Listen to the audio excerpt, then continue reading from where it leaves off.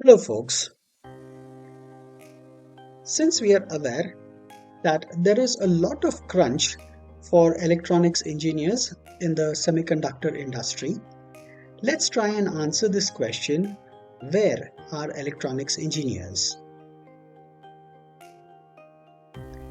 So, now the current trend, what we see in the engineering colleges is, say, whenever a student tends to decide that they want to go for an engineering specialization, be it computer science or electronics or mechanical, end of the 4 years, what happens is most of you turn towards software jobs.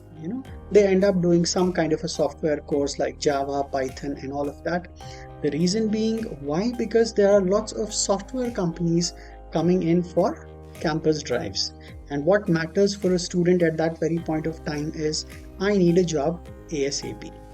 So now one thing we need to understand here is we have different industries for different specializations. Like there is software industry for computer science guys, there is mechanical industry for mechanical guys.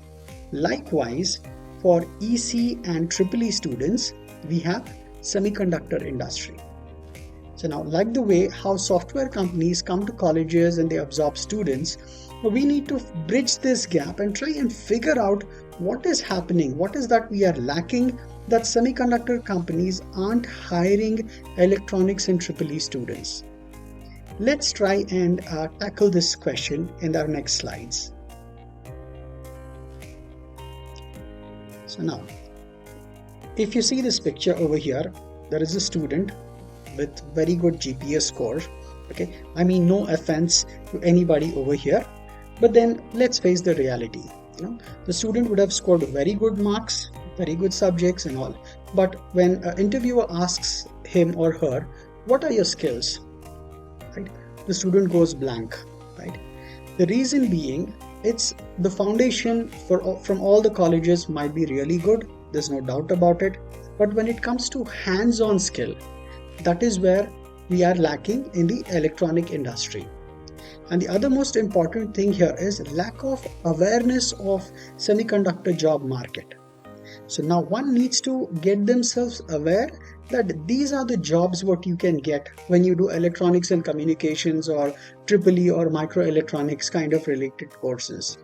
Right? And the other important thing here is the VLSI industry demands hands-on skill. I mean, we cannot completely blame the colleges as well, because the semesters over here are 3 to 4 months, right? And in that span, you would have some small lab sessions.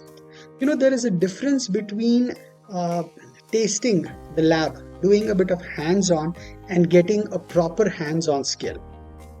But that's the reality. The reality here is semiconductor industry needs a plug-and-play resource. So this is one of the biggest problems we need to tackle. So how are we going to achieve that? So let's take one by one. From the college point of view, what should the colleges do? So industry professionals and academia need to collaborate with each other and generate passion among students. Many a times it so happens that there's psychological pressure on the students that electronics domain is really tough and it's hard to get jobs and all. So I say that no, it's not possible, else we wouldn't have had such a big semiconductor industry running in India, right? So, and the other important thing here is you need to create awareness among students that there is huge job market, there is a huge job requirement. So these are the things we need to give them a proper direction. You also need to have a proper curriculum which would channelize the students to get a job.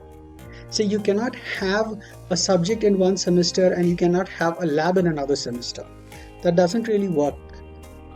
You need to have, if you're having a subject in one semester, the student needs to have the lab in that semester itself. It has to be a proper integrated course, right? And also your student needs to develop on the skills as well. It's not just doing 1 or 2 labs. Try to focus more on the hands-on skill, right? And another important thing what the colleges might have to focus on is the faculty too needs to upgrade themselves, right? You might be having top class faculties in your colleges and all, but what is needed, okay, as per the current industry trends, that is also very important. Unless the faculty is well versed, how would they be able to even teach the students? That's something very more important. So the colleges need to focus, along with the students, they also need to focus on faculty development as well. And the other important thing here is partnership between the colleges and the semiconductor industry.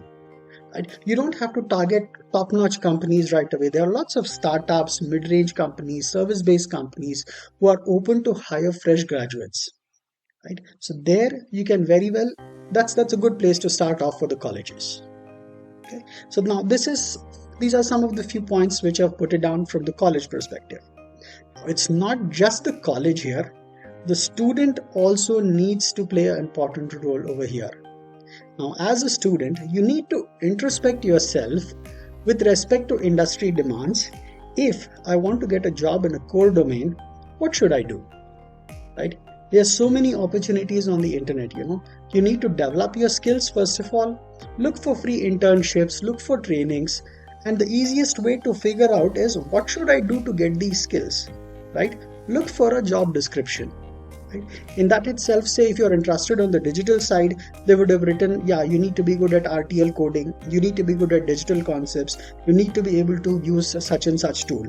So there itself, you would get to know the list of skills what you have to improve. So just work on those things and improvise your hands-on skill apart from the basics what you're getting from the college. Right? Now, social platform is a very, very powerful tool.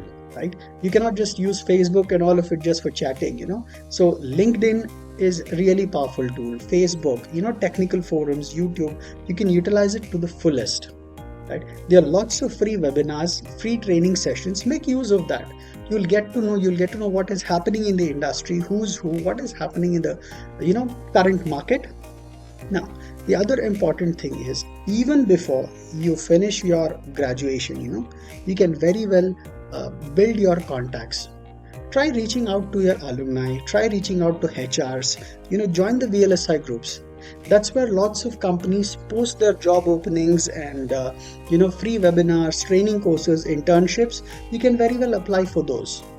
You never know, you can get a chance, or say if you've done an internship successfully, you may even get absorbed. So here, now these are the list of things what we feel that yes, there has to be some kind of initiative from the student as well. Okay, so now we as industry professionals, what can we do to help you guys, trying to channelize or bridge the gap? We from our end, we are trying to create the awareness amongst colleges and students, educate the students and the colleges, try to tell them that, yeah, these are the courses what you need to do so that student can get entry into semiconductor industry.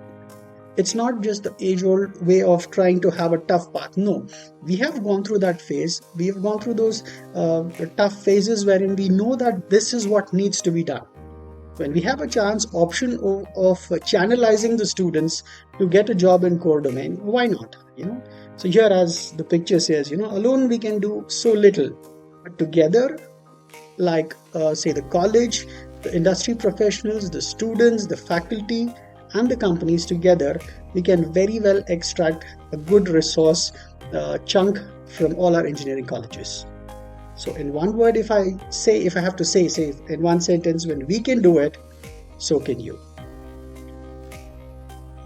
So there are a list of companies over here. There are product-based companies, there are service-based companies, and EDA companies as well. There is a huge market to explore. So I would say connect with us on any of these platforms. Like you can write an email to us, get connected with us on LinkedIn, Instagram, Facebook, and do visit our website semionics.com.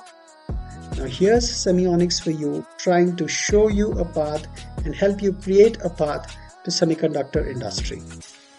Thank you.